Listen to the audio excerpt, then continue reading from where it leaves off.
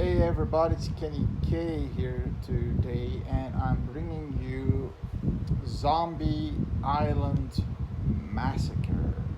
Now, when you see the title, it says 1984 slasher movie Zombie Island Massacre, but this movie doesn't have any zombies in it. Why they called it that? Just because.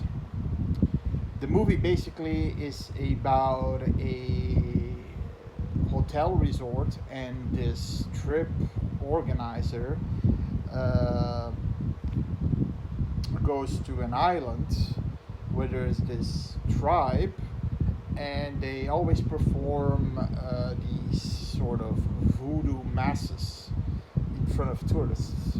They don't mind. They get paid a little bit, if you get fed and some kind of income, and so they round up tourists on a bus. They go to the harbor, take the boat, and they arrive at the island, take another bus to a certain place because in front of the island there are trees and things like that. And then they take a bus to where the tribe lives, and they watch this seemingly what seems to be a dead body, but it looks more like a statue than a dead body, or a mummified, or a person wrapped in gray towels. And they have a sheep above it, cut it open, and it comes back to life, but it just goes with the flow with these other tribesmen people. So that's it. And at some point, people are getting killed one by one by a mysterious slasher. And that's your movie on the islands. Now, the pros and the cons. For the people who love nudity, this movie, it's actually funny. This movie starts out with a woman in a shower, fully naked, being scared by her husband, and she runs after him, and they are proceeding to have sex. But they get a call. The bus, the trip, the tour bus leaves in 10 minutes. And you see some boobs, and that same couple then arranges that they have the hull of the boat that brought them to the island for $20, that they could have it, and they want to have because he's so horny and has such these big blue balls that he wants to finish what they started in the hotel, but then they get interrupted because another guy wants to take a leak. So, and I believe a second couple also during sex is interrupted because the tour bus is leaving. Now, what's good on the movie? Okay, what's the pros on the movie? With this movie, okay. Let's talk about the acting first, okay. The acting was so-so. You had a few actors, especially the black guy, who was like, he was the only non-couple on the bus. You had about 5, 6 couples on the bus. So I thought, oh, this is gonna be a treat, right? A lot of people are gonna get killed and slashed, and they almost all die, but a few of them off screen, a few of them not too great, but the ones we do see are great gore. Yeah. So that's also a positive. You got some good gore in there. But the acting, especially like I said, the black guy, he was solo. He was like photographing things, and he, if the moment that things go weird, they go back to the bus, and the bus driver is gone, and there's blood, and the tourist guys goes and to go to the phone, sees that the phone is missing, and during the ritual with the lamb, a couple couldn't see that and went away to have sex, and they got killed. A head bashing scene, gory head bashing scene, and he sees the bodies and then fades to black. So that guy is missing too. They can't start the bus apparently because something's wrong. Somebody fucked over the bus, and immediately that guy and another guy kind of take charge. The black guy, like I said, and then another guy take charge. He takes what's left in the compartment. They find a med kit, a flashlight, and a kind of machete. You know, one of those machetes that end in a hook.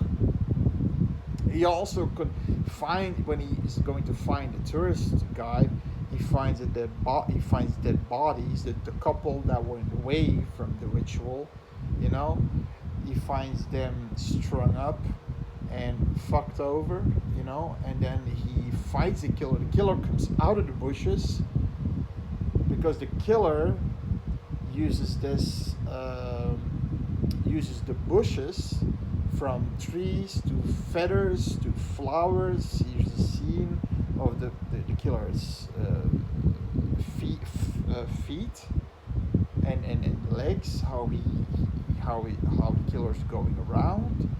So basically the killer is covered in all these plantations and animal parts, like feathers. I mean, not like flesh parts, but feathers and things like that, you know. And yeah, and mostly branches and flowers and leaves and and he's camoed in the bushes. So I had to say that was kind of unique. The killer's MO, you know, attacking them from the brushes, completely camouflaged in the original setting of that island, the flora of that island, and yeah, that was good, and it had a creepy setting to it, you know, the fact that they're doing this weird fucked up ritual with the goat, and then the zombie, you know. And people are starting to think it's the zombie who stood up. They actually think it's a zombie, but it ain't a zombie. It was just a person in, like I said, wrapped in towels or something, in mud. And they believe that it actually is a zombie killing them one by one. And personally, if that was the case, but it isn't, so for people, I didn't want to lure people to this review for zombie fans, because if this was a zombie movie, I would have said 1984 zombie slasher movie or 1984 zombie horror movie, you know, and the title, yeah. So the fact that I'm not referring a zombie in the title, before the title, that it's a slasher, then there's something wrong, okay? So bear with me. And it kind of, it would have been somewhat unique that you had a zombie who kills like a slasher, you know, with machetes, with spears, with logs, with weapons, for gory kills, and then eats them for making it more gorier. That would have been cool. I'm not sure that we had something like that in an Italian horror movie, The House by the Cemetery, I believe. That's with a not zombie, you know, he was a zombie Frankensteinish person, I believe. I'll put a picture of that movie and the killer here on screen. And the gore is, there's a moment in this movie that is so funny. So one guy of the tour members gets his head chopped off, okay? And wasn't well done because you can see the machete, it hits the head, but it doesn't go like this. So it only cling like this, and the head falls off. You see the body and some blood squirting off. It's like the head was just loosely put on the body and then chucked off, and you see the head flying away, and then you see it's the guy's head probably buried somewhere in, and he's doing like this. So a normal hit would be like, what? But he does like this. This is, so he first, what, he opens his eye, his eyes are closed or open. He first opens them or encloses them, or I can't remember the way around, and then the head turns over again. So it seems like the head's still living and the head can move on its own. So that was pretty funny indeed at the same time. Let's not nitpick. But then the cons, like I said, no zombies. Like I said, it would have been unique. You got a zombie slasher or something like that.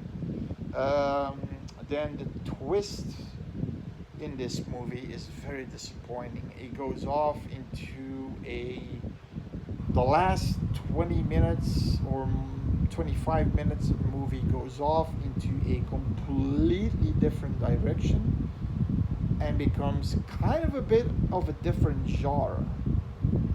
It's yeah.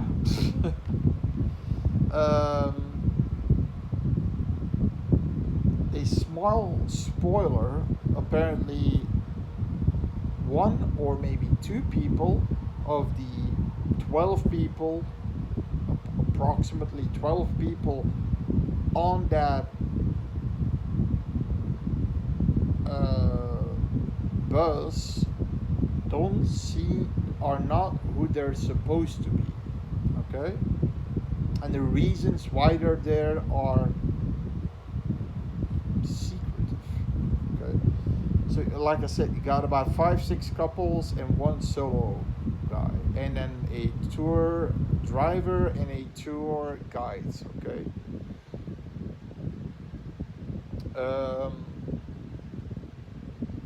And also the reasoning behind the kills. Yeah, because at the end, no, it's, I can't spoil it because I still don't want to spoil this movie. I'm gonna give it a 4.5. It means watch what you're warned. You know,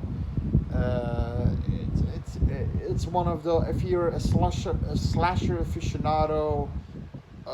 If you love slashers, this one is in the slasher list of the 80s.